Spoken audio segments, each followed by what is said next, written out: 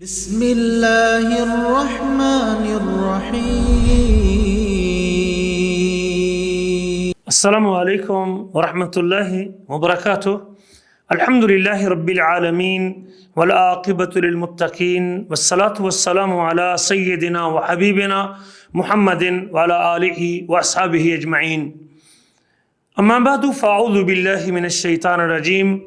وَإِذَا سَأَلَكَ عِبَادِي عَنِّي فَإِنِّي قَرِيبٌ أُجِيبُ دَعْوَةَ الدَّاعِ إِذَا دَعَانِ فَلْيَسْتَجِيبُوا لِي وَلْيُؤْمِنُوا بِي لَعَلَّهُمْ يَرْشُدُونَ۔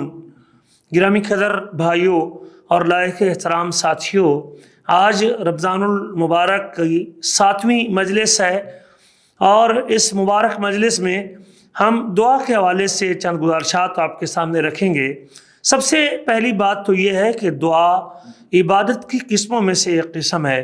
میں اور آپ سب مسلمان یقین رکھتے ہیں کہ اس کائنات میں لائق عبادت، مستحق عبادت، بندگی کے لائق اور عبادت کے لائق صرف اور صرف رب ذوالجلال کی ذات بابرکات ہے۔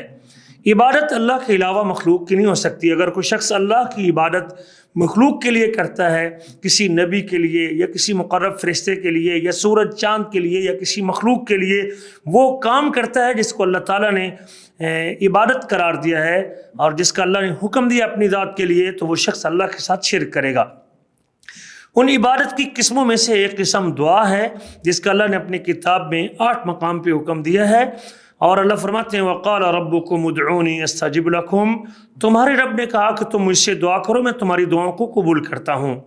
بے شک وہ لوگ جو میری عبادت سے تکبر کرتے، تو یہاں اللہ تعالیٰ نے پیچھے دعا کا حکم دیا اور پھر اسی کو عبادت سے تعبیر کیا۔ اس بات کی دلیل ہے کہ دعا عبادت ہے۔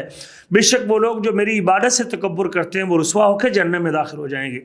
کبھی اللہ فرماتے ہیں ادعوا ربکم تضرعا وخفیا، تم اللہ سے دعا کرو گڑ گڑا کر بھی اور چپکے سے بھی۔ وادعوہ خوفا وطمعا، تم چاہتے ہوئے اور ڈرتے ہوئے اللہ سے دعا کرو۔ تو اللہ تعالیٰ نے اپنی کتاب میں 1 سے زائد جگہوں پہ اپنی ذات سے دعا کرنے کا حکم دیا ہے۔ میرے عزیزو، ہمیں چاہیے کہ رمضان کی ان مبارک گھڑیوں میں اس عبادت کو کثرت سے بجا لائیں۔ یہ دعا بھی عبادت ہے۔ اگر آپ اپنی نماز میں اذان و اقامت کے دوران سجدے میں یا اسی طرح نماز کے بعد اگر کوئی شخص قبولیت کے اوقات میں صبح سحری کے ٹائم پہ اللہ تعالیٰ سے دعا کرتا ہے، جمعے کے دن عصر سے مغرب تک یہ ساری قبولیت کے وقت ہیں، اللہ تعالیٰ سے مسلسل دعا کرتا ہے اپنی زندگی کے مصائب کے حل کے لیے اور اپنی پریشانیوں کی دوری کے لیے، اپنی اولاد کے لیے اور اپنے رزق کے لیے، یہ عبادت کے ضمن میں آتا ہے۔ اور خاص طور پہ اللہ تعالیٰ نے جب روزوں کے احکام اور مسائل کو اپنی کتاب میں سورۃ بقرہ میں ذکر کیا، تو آیت نمبر 186 میں اللہ تعالیٰ نے بیچ میں یہ آیت روزے کے احکام چند اس آیت سے پہلے اور چند اس آیت کے بعد اور بیچ میں اس آیت کا مذکور ہونا وَإِذَا سَأَلَكَ عِبَادِي عَنِّي فَإِنِّي قَرِيبٌ، جب میرے بندے میرے بارے میں سوال کریں آپ سے تو بے شک میں قریب ہوں۔ اُجِيبُ دَعْوَةَ الدَّاعِ إِذَا دَعَانِ، میں پکارنے والے کی پکار کو اور دعا کرنے والے کی دعا کو اور التجا کرنے والے کی التجا کو اور مانگ کرنے والے کی مانگ کو قبول کرتا ہوں جب وہ مجھے پکارے، وہ بیماری میں پکارے، صحت میں پکارے، مشکل میں پکارے، مصائب میں پکارے، بچپن میں پکارے، مرد پکارے یا عورت پکارے، زندگی کے کسی حصے میں اس سے دعا کرے، میں اس کی دعاؤں کو سنتا ہوں اور قبول کرتا ہوں۔ تو اللہ تعالیٰ نے بالخصوص رمضان کے احکام کے بیچ میں جب اس آیت کا ذکر کیا ہے، اس بات کی طرف اشارہ کرتا ہے کہ دعا کے لیے بہترین محل اور دعا کی قبولیت کے لیے بہترین وقت یہ رمضان کی گھڑی ہے۔ اور خاص طور پہ اللہ کے رسول صلی اللہ علیہ وسلم کا یہ فرمان بھی ہے کہ دعوت الصائم لا ترد، تین لوگوں کی دعا رد نہیں کی جاتی، یقیناً ان میں سے ایک روزے دار بھی ہے۔